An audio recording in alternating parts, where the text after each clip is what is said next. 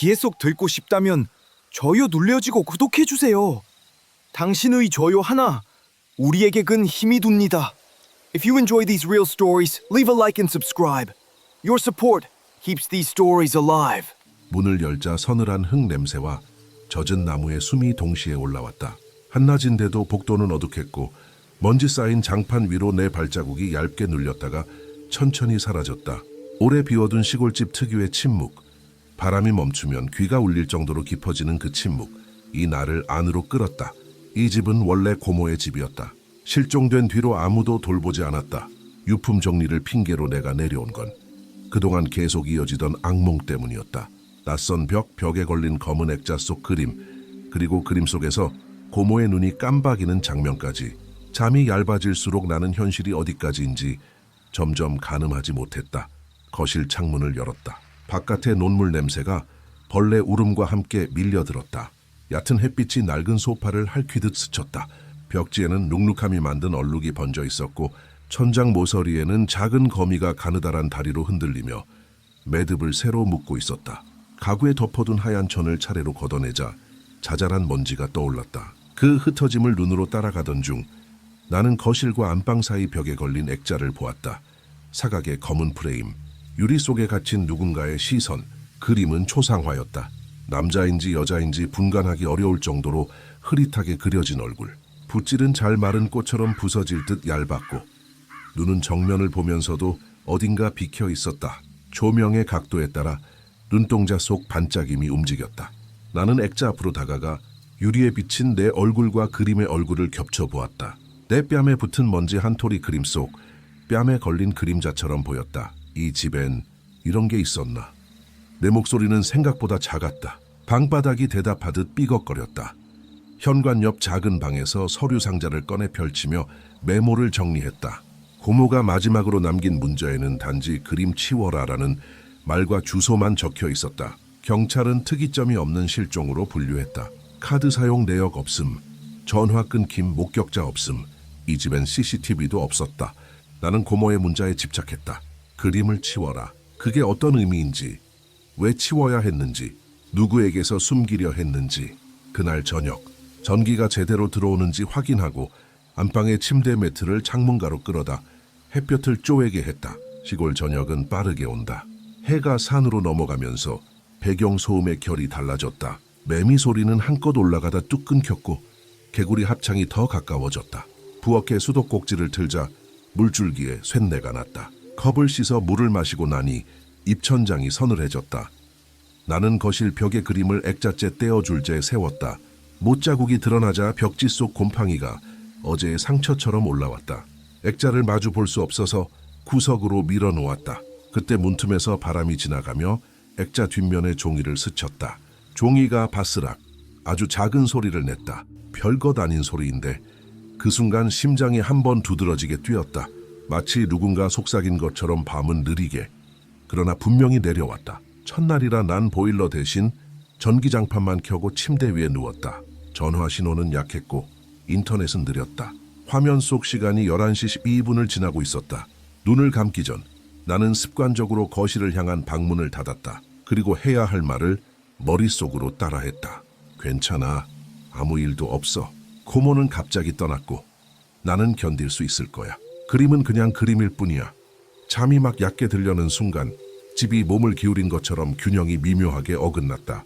눈을 떴다. 방문 아래 틈으로 거실에 어둠이 흘렀다. 바람이 분 것도 아닌데 긴 먼지 실타래가 그 어둠을 따라 천천히 흘렀다. 그리고 그 사이로 한 점의 밝은 것이 번쩍였다. 눈동자일까? 유리 반사일까? 나는 스스로에게 유리라고 대답했다. 입 안에서 그 말을 굴리며 확신처럼 만들어 삼켰다. 다시 눈을 감았을 때 벽 너머에서 가볍게 못을 긁는 듯한 소리가 들렸다.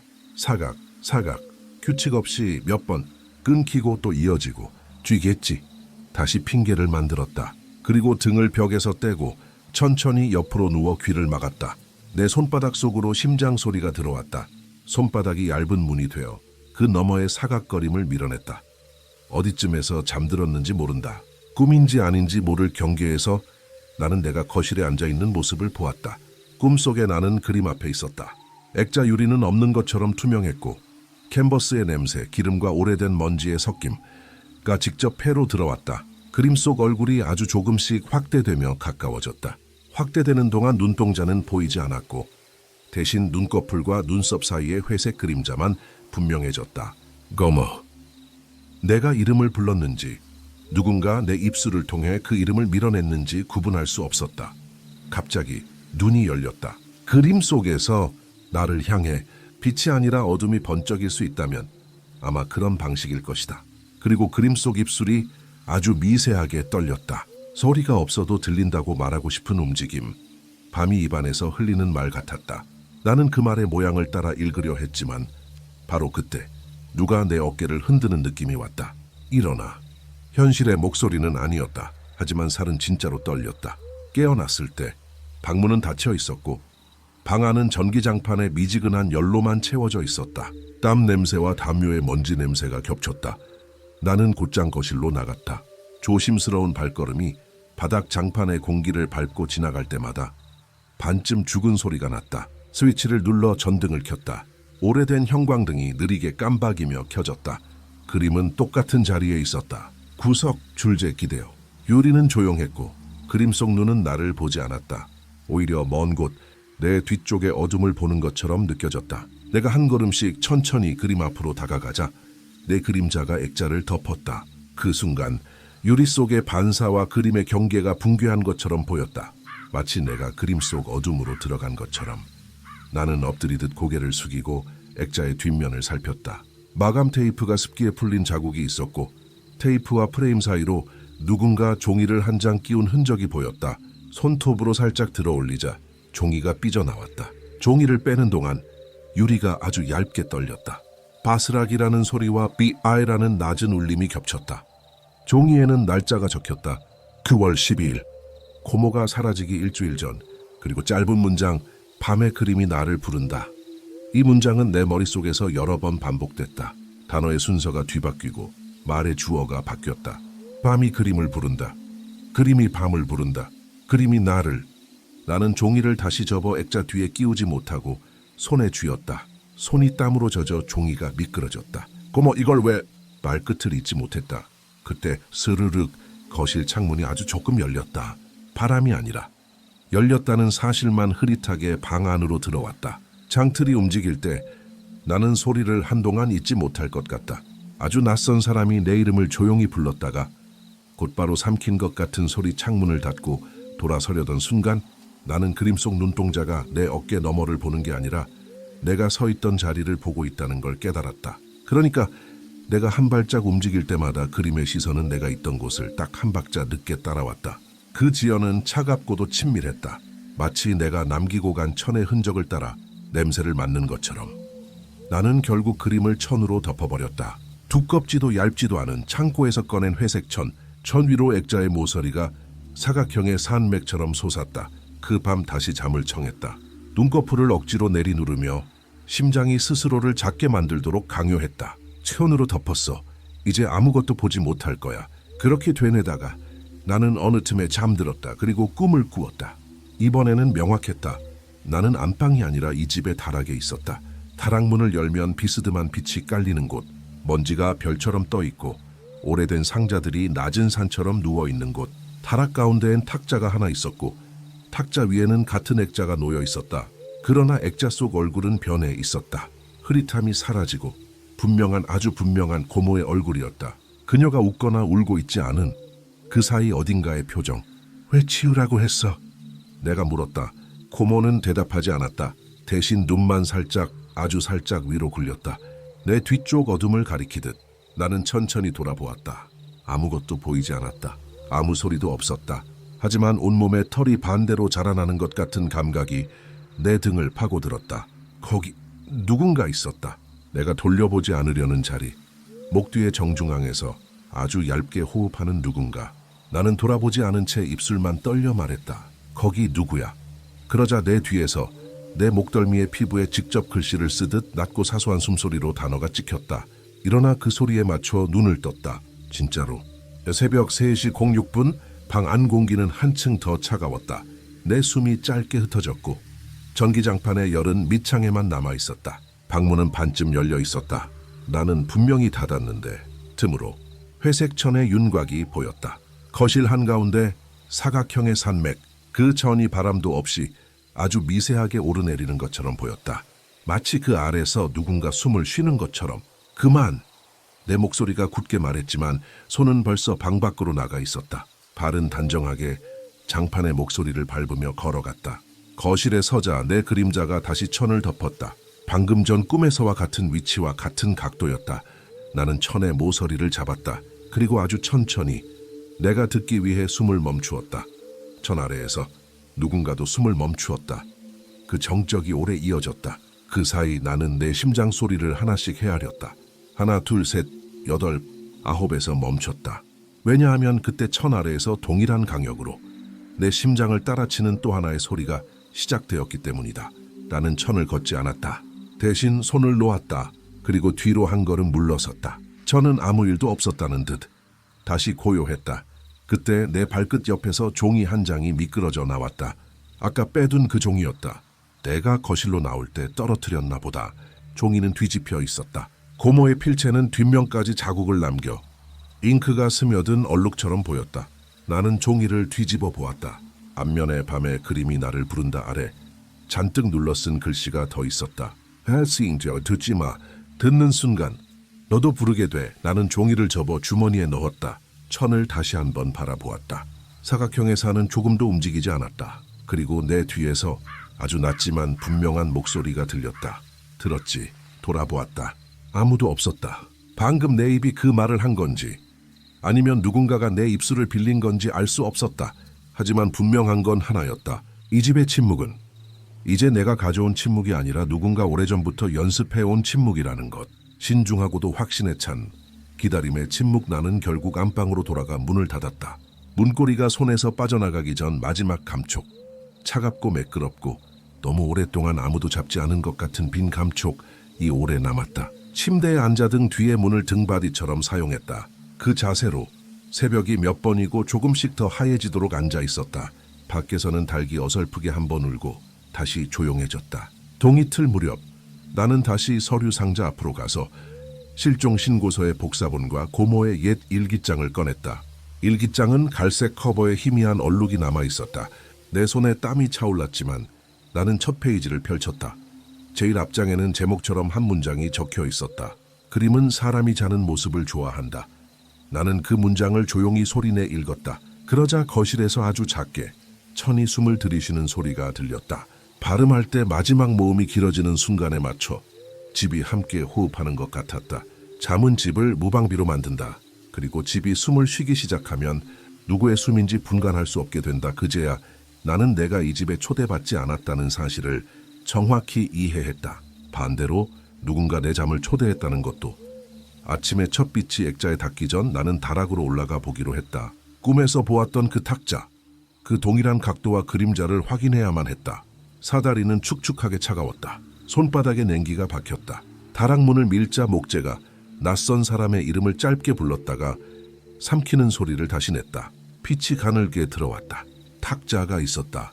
그 위에는 아무것도 없었다. 하지만 바닥에는 그림의 프레임과 똑같은 크기의 먼지 자국이 남아 있었다. 누군가 최근에 무언가를 들어 옮긴 흔적, 사각형을 비워낸 자리. 나는 그 빈 사각형을 한동안 내려다보았다. 그리고 천천히 아래를 향해 속삭였다. 고모 어디로 옮겼어? 바로 그때 아래층에서 누군가 내 이름을 불렀다. 아주 조용히 아주 가깝게. 나는 사다리 위에서 움직이지 못했다. 이름은 내 귀에서 시작한 것이 아니라 내 목 뒤에 피부에 찍혀서 흘러내린 것 같았다. 그리고 아래층 거실에서 천이 부드럽게 내려앉는 소리가 났다. 아주 천천히, 마치 누군가가 드디어 오랫동안 원하던 것을 보기 위해 몸을 일으키는 것처럼 넣었단. 나는 숨을 들이켰다가 내쉬지 못한 채 머물렀다. 집은 내 대신 숨을 쉬었다. 그리고 그 숨은 분명히 내 것이 아니었다. 아침빛이 거실까지 완전히 가라앉자 집은 잠깐 사람 사는 집처럼 보였다. 부엌 창문을 활짝 열어놓고 물을 끓였다. 주전자에서 올라오는 하얀 김에 철 냄새가 덜어졌다. 나는 고모의 일기장을 다시 펼쳤다. 두 번째 장에는 아무것도 없었다. 그러나 세 번째 장 가장자리, 종이가 약간 두껍게 겹친 부분이 보였다. 가느다란 칼끝을 빌려 살짝 들어 올리자 얇은 종이 한 장이 숨듯 붙어 있었다. 떼어내자 손끝으로 미세한 끈적임이 전해졌다. 그 종이에는 짧게 세 줄만 실눈을 뜨고 자는 그림. 내가 눈을 감을 때만 말한다. 말은 한 번만 듣는다. 나는 그 문장들의 호흡을 맞춰 읽었다. 실눈, 가물대, 한비온. 단어와 단어 사이의 공백이 내 입안에서 길어졌다. 그리고 이해 못한 채 알아버린 듯한 느낌이 들었다.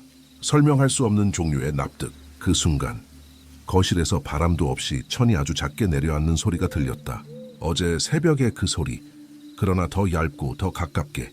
나는 부엌칼을 놓고 거실로 나갔다. 천은 그대로였다. 어제 밤처럼 산처럼 솟아있고 바람 같지 않은 호흡을 가끔 흉내내는 것처럼 보였다. 나는 접근하지 않았다. 대신 벽지 모서리를 들추어 보았다. 못자국 주변으로 둥근 얼룩들이 퍼져 있었다. 얼룩은 단순한 곰팡이가 아니었다. 코모의 글씨와 비슷한 스트로크로 작은 점들이 규칙적으로 박혀 있었다. 가까이 대고 보니 그 점들은 눈처럼 배열되어 있었다. 벽지 속 겹겹의 눈들. 멀리서 보면 얼룩인데 가까이서 보면 누군가의 응시. 그 배열은 액자가 걸려있던 자리에 둘레를 따라 원을 이루고 있었다. 전혀 대칭적이지 않으면서도 분명한 원. 나는 모서리를 더 젖혀 반대편도 살폈다. 같은 패턴이 희미하게 손길이 달아나듯 반복되어 있었다.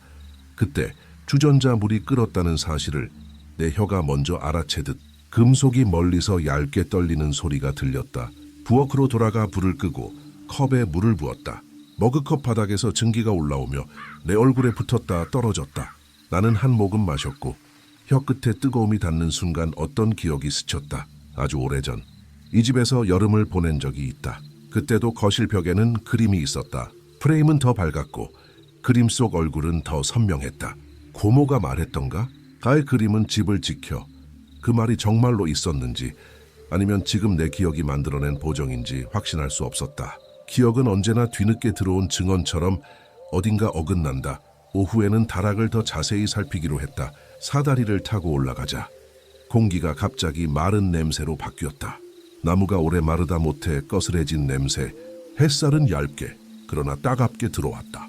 탁자는 여전히 중앙에 있었고 그 주위로 박스들이 낮은 성벽처럼 쌓여 있었다. 나는 상자 하나를 열어보았다. 낡은 신문들, 누렇게 바랜 엽서, 그리고 작은 나무 상자 하나. 상자 뚜껑 안쪽에는 낙서 같은 표식이 3개 연달아 그려져 있었다. 점선 반원, 간단한 도형들인데 도형들이 붙어있는 방식이 눈에 익었다. 벽지 속 점들의 배열과 닮아 있었다. 나는 나무 상자를 바닥에 내려놓고 바닥 먼지를 손가락으로 훑었다. 먼지는 빗속에서 천천히 떠올랐다가 내 무릎 위에 가라앉았다. 그때 탁자 밑에서 무언가 꿈틀했다. 벌레인가 싶어 재빠르게 뒤로 물러섰다. 작은 마른 나방이었다. 날개가 가루처럼 부서지며 허공을 잠깐 붙잡았다가 떨어졌다. 나방이 사라진 자리에는 얇은 실이 남아 있었다. 거미줄처럼 보였지만 더 단단하게 당겨졌다 놓이는 느낌. 실의 끝을 잡아당기자 바닥 판자 사이로 접힌 종이가 올라왔다. 접힌 종이를 펼치면 한결같이 반복된 문장이 안쪽에 빽빽하게 적혀 있었다.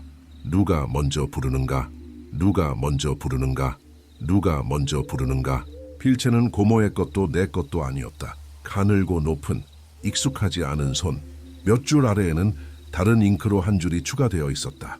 먼저 부른 쪽이 잠든다. 나는 종이를 접어 주머니에 넣으려다 멈췄다. 먼저 부른 쪽이 잠든다. 누군가를 불러 깨우는 행동이 반대로 나를 재우는 규칙. 어젯밤에 일어나라는 목소리가 뒤늦게 목덜미를 찔렀다. 내가 들었기 때문에 내가 부르게 되어 그래서 내가 잠들게 되는 순서. 규칙은 단순했고 단순하기 때문에 더 설득력이 있었다.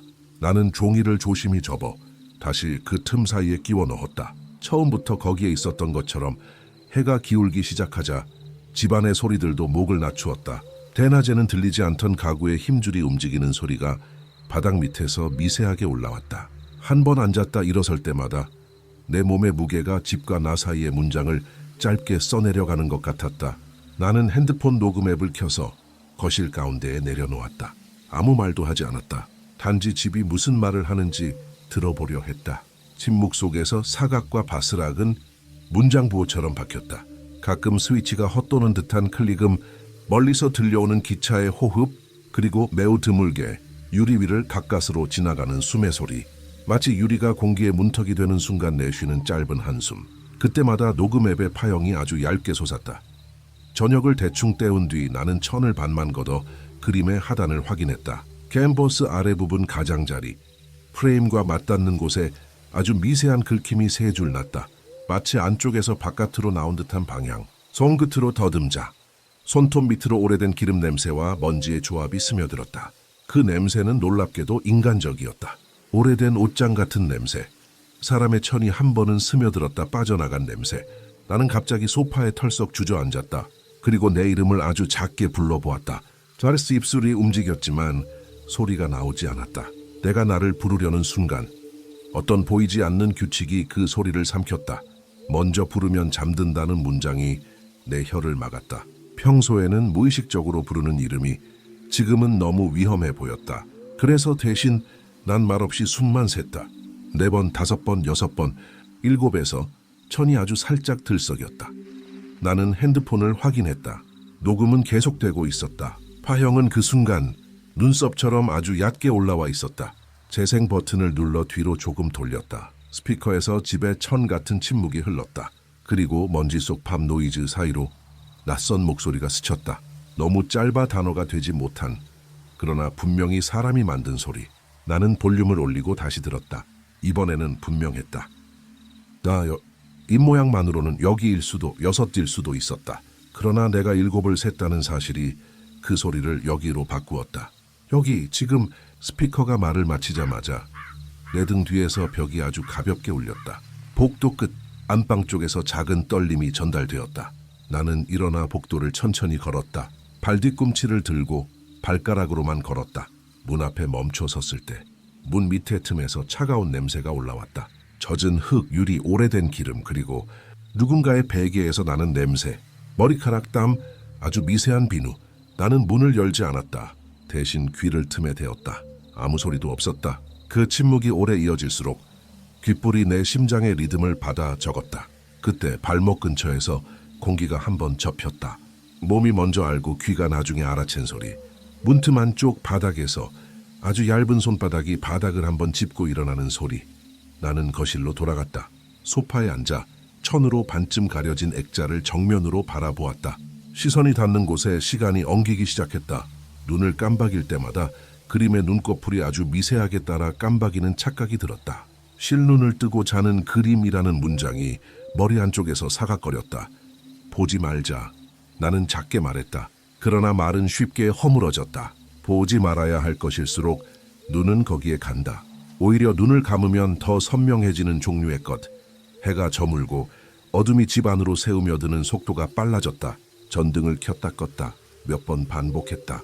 형광등의 울림이 목구멍에 걸렸다. 전등을 껐을 때 집은 마치 오랫동안 기다려온 몸짓을 허락받은 것처럼 숨을 길게 쉬었다.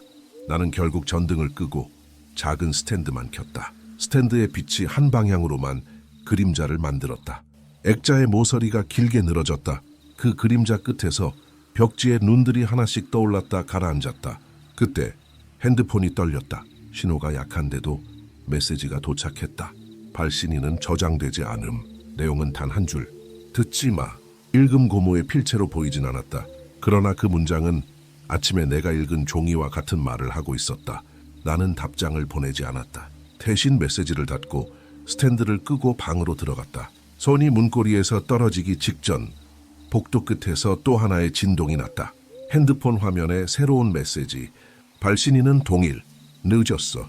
이제 네가 불러. 읽음. 나는 반사적으로 입을 틀어막았다. 이름을 부르지 않으려. 누구의 것도 부르지 않으려. 혀끝에 닿는 숨이 마치 금속 같았다. 나는 침대 끝에 앉아 핸드폰을 비행기 모드로 바꾸었다. 그러자 마치 집이 작게 실망하는 것처럼 바닥이 한번 내려앉았다.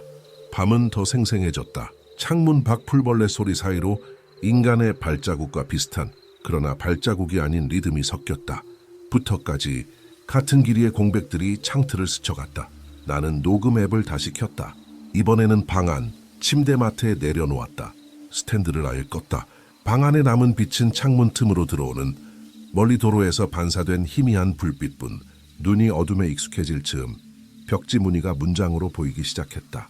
곡선 점 가느다란 균열. 균열은 모스부호처럼 느껴졌다. 이야. 나는 해독할 줄 몰랐지만 어째서인지 그 리듬은 한 단어로 번역되었다. 여기 그때 내 이름이 들렸다.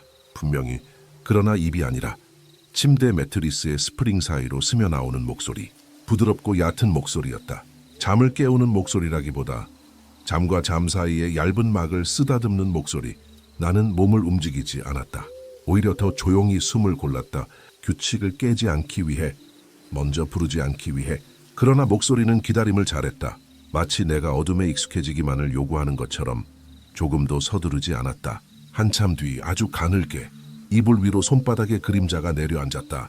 내 손등 위에 손바닥이 겹쳐지는 감각이 있었다. 차갑지 않았다. 따뜻하지도 않았다. 온도 대신 무게를 가졌고 무게 대신 문장을 가졌다. 그 손이 떨며 한 글자씩 썼다. 맞던 나는 눈을 감았다. 그러나 눈꺼풀 안쪽이 더 밝아졌다. 나도 모르게 눈을 떴다. 실눈을 뜬 상태에서 방 전체가 조금 더 보였다. 안 보이던 것들이 윤곽을 가지기 시작했다. 천장 모서리의 균열, 벽지의 얼룩 창문 틈에 낀 먼지, 그리고 문가에 서 있는 검은 사각형, 천으로 반쯤 덮인 액자가 왜 여기 있는지, 누가 옮겼는지, 언제 옮겨졌는지 알 수 없었다. 단지 그 사각형이 여기에 있다는 사실만이 내 호흡을 이끌었다.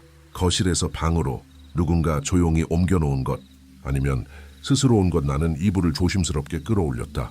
액자와 나 사이에 생긴 좁은 통로로 찬 공기가 드나들었다. 그림은 여전히 반쯤 가려져 있었지만 천의 옆선으로 눈의 위치가 보였다.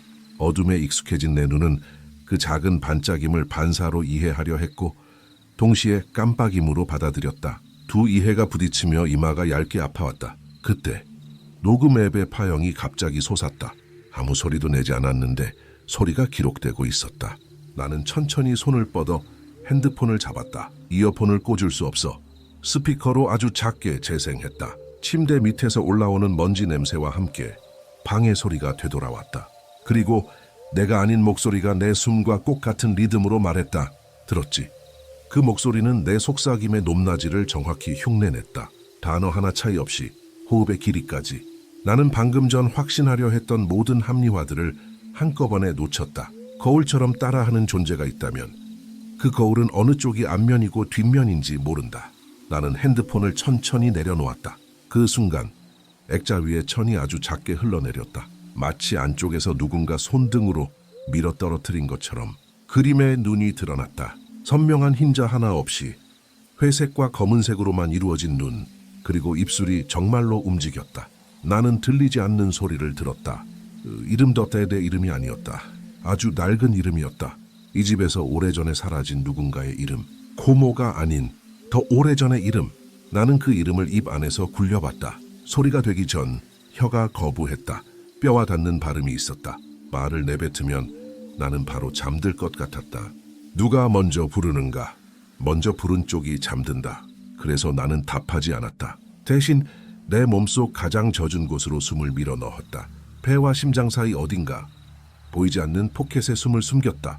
그곳은 아직 아무도 찾아오지 못한 자리. 그러자 그림의 입술이 멈췄다.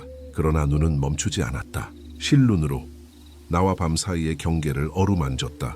그때 방박복대에서 낯선 키보드로 친 것 같은 소리가 났다. 한 글자씩. 탁, 탁, 탁. 나는 자리에서 일어나 문으로 다가갔다. 손잡이를 잡지 않은 채 귀를 대었다. 바깥 공기는 더 차가웠다. 그리고 아주 낮게 벽을 통해 전해지는 목소리. 진짜는 낮에 온다. 나는 그 말을 이해하지 못했다. 낮에? 밤이 아니라? 나는 문을 천천히 열었다. 복도는 비어 있었다. 바닥에는 낮은 발자국 모양의 먼지가 번져 있었다. 그림 프레임과 똑같은 사각형 먼지 자국이 복도 바닥에도 몇 개. 거실, 다락, 그리고 이제 복도. 빈 사각형들이 집안 여기저기에 찍혀 있었다. 나는 복도를 끝까지 걸어가 거실을 다시 바라보았다. 텅 빈 벽, 액자가 있었다는 자리 뒤로 벽지 속 눈들이 더 진하게 떠올랐다. 그 배열이 이제는 원이 아니라 입처럼 보였다. 열려있다가 닫힐 준비를 하는 입. 입이 닫히기 전 한 단어가 마지막으로 새어나오는 것처럼 그 밤 나는 단 한 글자도 말하지 않았다. 이름도 호명도 응답도. 대신 귓속에서 파도처럼 번지는 심장 소리를 세었다. 그리고 그 소리 사이사이에 파고드는 아주 낯익은 침묵을 들었다. 그 침묵은 내 것이 아니었지만 내 안에서 자랐다. 새벽쯤 잠이 어깨 위로 올라타자 나는 베개 옆에 핸드폰을 놓고 화면을 켰다. 비행기 모드를 풀어 메시지가 도착하는지 기다렸다. 몇 초 뒤 핸드폰이 떨렸다. 내가 먼저 부르면 낮이 올 거야. 읽음. 낮이 오면 잠이 끝날 거라고 믿지 마. 읽음. 나는 답하지 않았다. 스크린 불빛이 사라지자 방 안 어둠이 한 겹 더 두꺼워졌다. 그 두께를 뚫고 액자 속 눈이 한 번 아주 천천히 깜박였다. 그리고 마침내 집 전체가 한 문장을 완성했다. 너는 어디까지 깨어있니? 나는 그 질문을 끝내 대답하지 못한 채 잠과 깨어있음의 사이에 머물렀다. 낮이 오기까지 남은 시간의 길이가 내 이름의 길이와 같아지는 느낌 속에서 그때 창문 밖에서 닭이 울었다. 울음은 어설펐고 두 번째 울음은 없었다. 대신 벽지의 눈들이 천천히 감겼다. 낮은 바로 지금 시작되었다. 그리고 나는 깨닫는다. 낮의 시작은 끝이 아니라 누군가의 부름이 드디어 내 입술을 떠나는 시간이라는 것을. 닭의 첫 울음이 사라진 뒤에도 집은 한동안 아침의 흉내만 냈다. 창문 틈으로 들어온 빛은 희고 얇았지만 살에 닿으면 물기 대신 모래를 남겼다. 나는 커튼을 조금 더 열었다. 천이 레일을 긁는 소리가 날카롭게 귀에 걸렸다.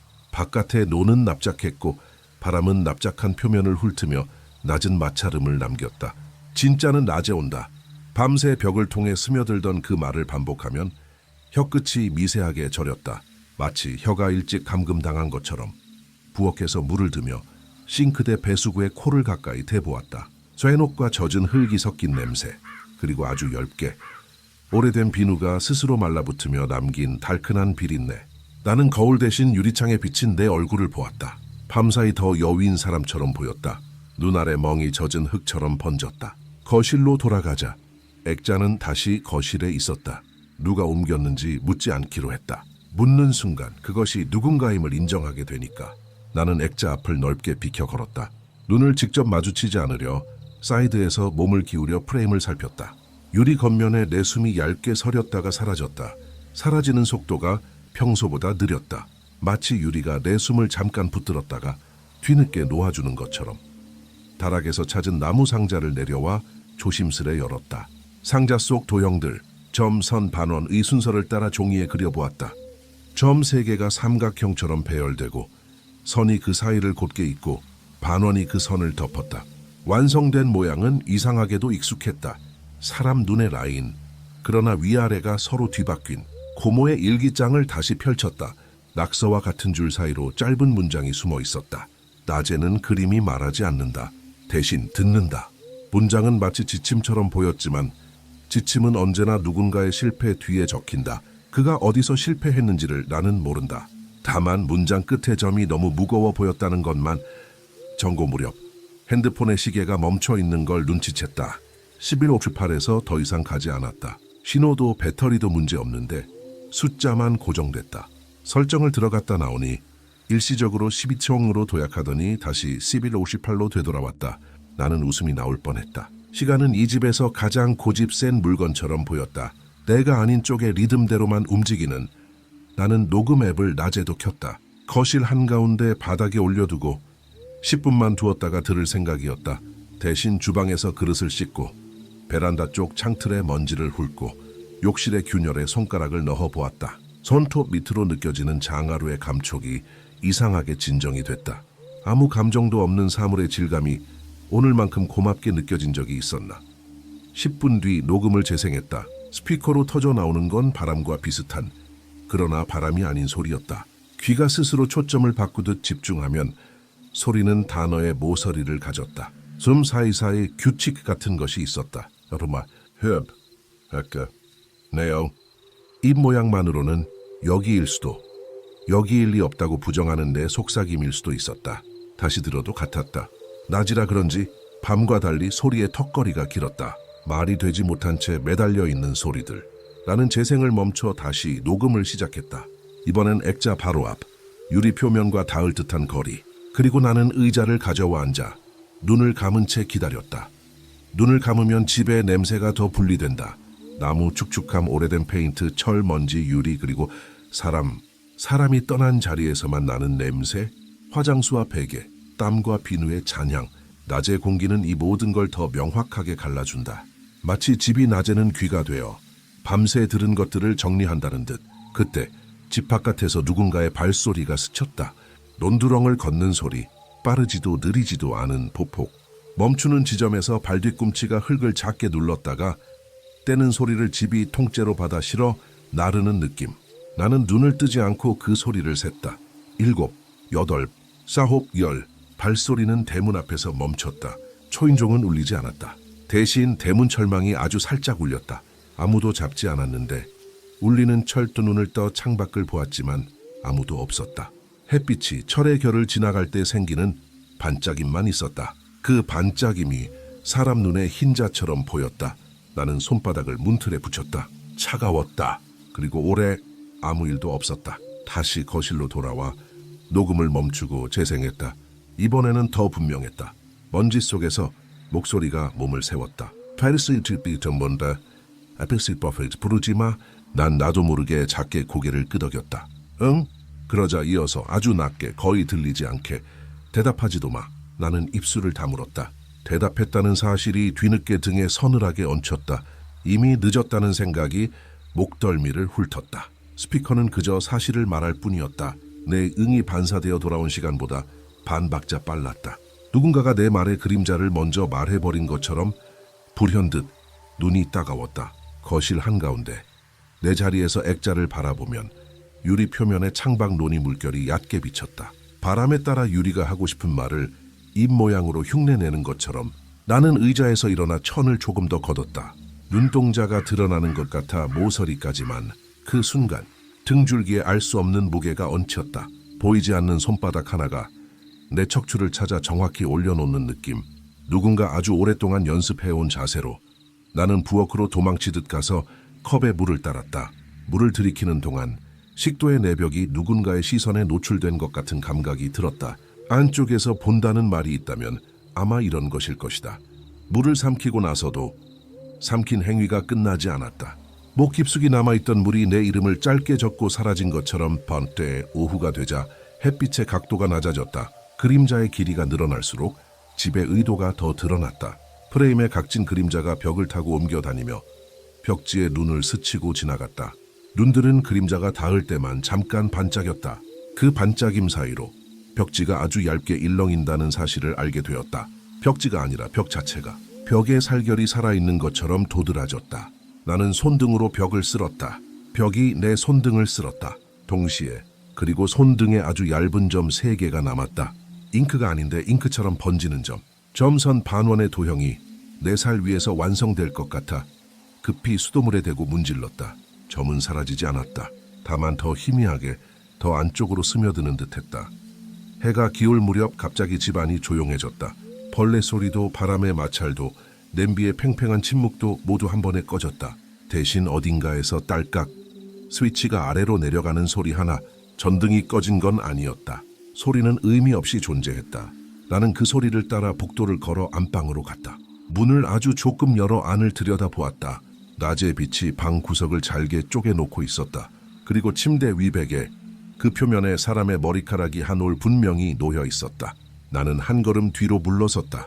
머리카락은 바람이 없는데도 둥글게 말려 천천히 방향을 바꿨다. 마치 보이지 않는 머리의 공류를 기억하고 있는 것처럼. 누구의 것인지 냄새를 맡고 싶다는 충동이 생겼다가 바로 사라졌다. 냄새를 맡는 순간 나는 부르게 될 것 같았다. 이름이라는 무늬는 냄새와 너무 닮아있다. 거실로 돌아오자 핸드폰이 다시 진동했다. 비행기 모드는 꺼져 있었다. 발신인은 여전히 저장되지 않음. 메시지는 짧았다. 진짜는 낮에 온다. 읽음, 낮이 왔다. 읽음. 나는 대답하지 않았다. 화면을 끄자 유리 속 내 비친 얼굴이 잠깐 사라졌다가 다시 나타났다. 그 순간 액자 속 눈이 나가 아닌 내가 비쳐있던 자리를 보는 듯했다. 한 박자 늦은 시선, 어젯밤과 같았다. 보지 마. 내 입술이 알아서 중얼거렸다. 그러나 말은 벽을 만나자마자 장식처럼 붙어버렸다. 벽이 그 말을 흡수하고 내게는 무게만 돌려줬다. 어깨가 내려앉았다. 나는 결심했다. 집을 나가 동네 슈퍼에 다녀오자고. 사람의 목소리를 듣고 물건을 계산하고 잔돈의 따뜻함을 손에 받아보자고. 그 따뜻함이 현실을 다시 발열시키리라 믿었다. 신발을 신고 대문을 열었다. 대문은 어제와 같은 소리를 냈다. 낯선 이름을 짧게 불렀다가 삼키는 소리. 길에는 아무도 없었다. 납작한 논 낮은 산, 멀리서 트럭 한 대의 웅궁거림. 슈퍼는 길 아래로 10분 거리였다. 걸어 내려가면서 나는 내 발걸음 소리를 세었다. 꾸준함이 필요했다. 7, 8, 9, 10, 20 걸음마다 고개를 들어 뒤를 보았다. 아무도 없었다. 그러나 돌아서면 내 발소리가 한 박자 늦게 한 번 더 들렸다. 흉내를 잘 내는 그림자처럼. 나는 속도를 조금 바꿔보았고 그림자도 조금 바뀌었다. 결국 뛰지는 않았다. 뛰는 순간 나는 누군가를 먼저 부르게 될 것 같아서 슈퍼의 문을 밀자 종이 울렸다. 와세요? 아주 평범한 인사였는데 나는 그 평범함에 거의 울 뻔했다. 점주는 나를 아는 듯 모르는 듯 했다. 고모의 사정을 물을까 하다 그만두었다. 입을 여는 모든 시도가 집의 규칙과 연결되는 느낌이었다. 나는 물과 과자, 성냥을 샀다. 계산대 옆 라이터들이 햇빛을 받아 무지갯빛으로 반짝였다. 그 반짝임이 액자 유리의 반짝임과 겹쳐 보여서 나는 고개를 돌렸다. 오래 있을 거야? 점주의 질문. 나는 대답하지 않았다. 대신 돈을 건넸다. 그가 내 손등을 스치며 잔돈을 올려놓았다. 그 순간 손등의 세 점이 더 짙어졌다. 점주는 보지 못한 것 같았다. 떼없지? 하고 물었다. 나는 고개만 끄덕였다. 돌아오는 길은 더 짧았다. 낮의 공기가 무거워져 발목이 모래주머니처럼 느껴졌다. 대문을 열고 안으로 들어오는 순간 나는 알았다. 집은 내가 잠깐 비운 사이 누군가의 방문을 받았다는 것을. 공기가 다른 순서로 정리되어 있었다. 소파의 주름, 식탁 위 성냥갑의 각도, 문틀에 붙은 모기의 자국, 다 조금씩. 그 조금이 집 전체를 바꾸었다. 거실에 액자가 없었다. 그 사실이 나를 바로 안방으로 끌었다. 침대 위 베개 옆 낮의 빛이 가장 환하게 모이는 자리에 액자가 누워 있었다. 마치 사람이 누워 있다가 자리를 비워 잠깐 화장실에 간 사이처럼 자연스럽게. 나는 베개에 얼굴을 가져가 냄새를 맡지 않으려 애썼다. 대신 액자의 프레임을 손가락으로 톡 두드렸다. 딱딱. 응답이 없었다. 다시. 딱. 이번에는 안쪽에서 아주 얇은 반응이 왔다. 유리가 아닌 캔버스의 울림, 천섬유의 탄력이 미세하게 반발하는 소리. 살아있는 피부와 비슷한 시간차. 나는 갑자기 알 수 없는 피로를 느꼈다. 그리고 알았다. 이 피로는 내 것이 아니었다. 집의 피로였다. 밤새 말을 만들다 낮에 듣느라 지친 집. 나는 베개를 정리하고 액자를 들어 다시 거실로 가져왔다. 원래 자리, 벽에 남은 못자국이 지시하는 자리. 앞에 서서 걸어야 할지 세워놓아야 할지 망설였다. 걸면 벽의 눈보다 위에 놓이게 된다. 서면 그림자의 길이가 더 길어진다. 선택의 무게가 이상하게 크다. 결국 나는 걸지 않았다. 세웠다. 그리고 천을 덮었다. 덮으려던 바로 그 순간 핸드폰이 울렸다. 낮이 다 했다. 읽음 곧이어 또 한 줄. 이즈, 네가 꿈을 맡아. 읽음. 나는 답하지 않았다. 오늘 하루 너무 많은 것에 대답하지 않았고 너무 많은 것을 대답해버렸다. 구분이 무너졌다. 낮과 밤처럼, 꿈과 깨어있음처럼. 해가 산 너머로 넘어가기 시작하자 집은 다시 밤의 호흡을 연습했다. 나는 스탠드를 켜지도 메인 전등을 켜지도 않았다. 어둠이 할 일을 스스로 찾도록 놔두었다. 어둠은 먼저 문틀을 얇게 핥고 다음으로 바닥의 장판줄 사이에 침투하고 마지막으로 액자 위 천의 결에 기대어 쉬었다. 그 휴식의 소리가 들렸다. 사람의 잠과 너무 닮아서 나는 어쩔 수 없이 실눈을 떴다. 그때 안방에서 탁탁 하는 소리가 또 났다. 스위치가 아닌 키보드에 한 글자. 누군가가 보이지 않는 타자기에서 한 글자만 반복 없이 치는 소리. 나는 복도를 따라 안방으로 갔다. 문은 반쯤 열려 있었다. 문틈으로 들어온 어둠이 바닥에 직사각형 웅덩이를 만들었다. 웅덩이의 가장자리에서 머리카락 한 올이 아주 천천히 움직였다. 나는 베개 옆에 귀를 댔다. 침대 스프링이 숨을 쉬었다. 그리고 아주 작게, 너무 작아서 단어가 되지 못하는 높이로. 나는 대답하지 않았다. 그러나 내 속에 어떤 게 먼저 움직여 내 이름과 닮은 모양을 혀끝에서 한 번 그렸다 사라졌다. 먼저 부른 쪽이 잠든다는 규칙이 내 숨으로 재작성되는 소리가 들렸다. 그때 거실에서 천이 아주 천천히 내려앉는 소리가 났다. 나는 몸을 돌렸다. 복도는 길어 보였다. 어둠 속에서 길은 늘어난다. 발바닥이 장판 위에 남기는 열의 잔사가 내 뒤를 따라왔다. 거실 입구에서 멈춘 순간 나는 알았다. 오늘 낮에 내가 집을 비운 동안 누군가가 이 집에서 나를 연습했다는 것을. 내 보폭, 내 숨, 내 침묵, 내 대답하지 않음까지. 저는 바닥으로 반쯤 흘러내렸고 액자의 눈이 아주 미세하게 딱 한 번 깜박였다. 낮처럼 밤처럼 꿈처럼. 그리고 유리 아닌 곳에서 한 목소리가 일어났다. 진짜는 지금 온다. 나는 한 걸음도 떼지 못한 채 그 문장을 받았었다. 혀의 뒤, 잇몸의 깊은 곳에 말이 아닌 무늬로. 입을 열면 나는 누구를 부르게 될까? 입을 다물면 누가 나를 대신 불러줄까?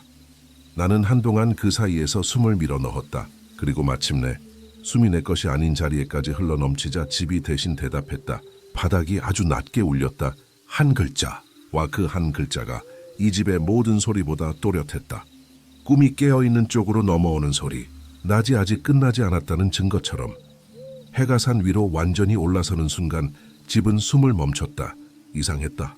아침이면 커튼을 핥던 바람도, 마루를 비집고 나오던 가구의 힘줄도, 벌레의 얇은 활주도 사라졌다. 조용한 게 아니라 멈춘 침묵. 누군가 지금이라고 쓴 뒤 펜을 공중에 고정해 놓은 듯한 정적. 나는 그 정적의 가운데 서 있었다. 천으로 반쯤 덮인 액자. 프레임의 모서리가 낮의 빛을 정직하게 쪼갰다. 쪼개진 빛이 벽지의 눈들을 한 겹 더 얇게 만들었다. 눈들이 감기기 전에 마지막 얇음. 진짜는 낮에 온다. 밤새 들은 그 문장이 낯빛에 잉크처럼 퍼졌다. 나는 숨을 짧게 들이쉬고 서랍에서 테이프와 못, 그리고 다락에서 가져온 나무 상자를 꺼냈다. 점선 반원, 도형을 종이에 그려 프레임 뒷면에 대보았다. 프레임 안쪽, 캔버스와 나무틀 사이 미세한 틈. 그 틈으로 오래전에 스며든 기름 냄새가 느릿하게 올라왔다. 사람의 천이 한번 지나간 냄새. 고모의 일기장을 마지막까지 넘겼다. 거의 빈 장들 사이 연필로 눌러쓴 흔적이 비쳐 보였다. 빛을 비스듬히 비추니 문장이 올라왔다. 낮에는 질문하지 마. 낮은 대답만 듣는다. 먼저 부르는 쪽이 잠든다. 내가 먼저 불렀다. 문장의 끝은 손떨림으로 지워져 있었다. 내가 먼저 불렀다 다음에 무슨 말이 있었을까? 그래서일까? 그러나일까? 나는 그 사이를 오래 바라보다 책을 덮었다. 종이가 덮이는 소리에 집이 얕게 반응했다. 곧 바닥 어딘가에서 탁 하고 한 글자만 눌러 찍는 소리가 났다. 나는 핸드폰을 비행기 모드에서 풀었다. 곧바로 메시지가 도착했다. 발신인 저장되지 않음. 지금 네가 불러. 읽음 이어 한 줄. 내 목소리로. 낮은 너만 듣는다. 읽음. 나는 답장을 쓰지 않았다. 커서가 반짝이는 동안 집의 침묵이 반짝임을 따라했다. 커서가 꺼지면 침묵이 꺼지고 켜지면 다시 켜졌다. 집이 내 손가락 대신 깜박이는 느낌. 결국 아무것도 보내지 못한 채 화면을 내려놓았다. 나는 천을 완전히 걷지 않고 모서리만 더 접었다. 눈의 위치를 가늠할 수 있을 만큼만. 낮의 빛은 잔혹할 정도로 공평했다. 유리 위에 내 얼굴이 흐릿하게 겹쳤다. 겹침은 오래 가지 못했다.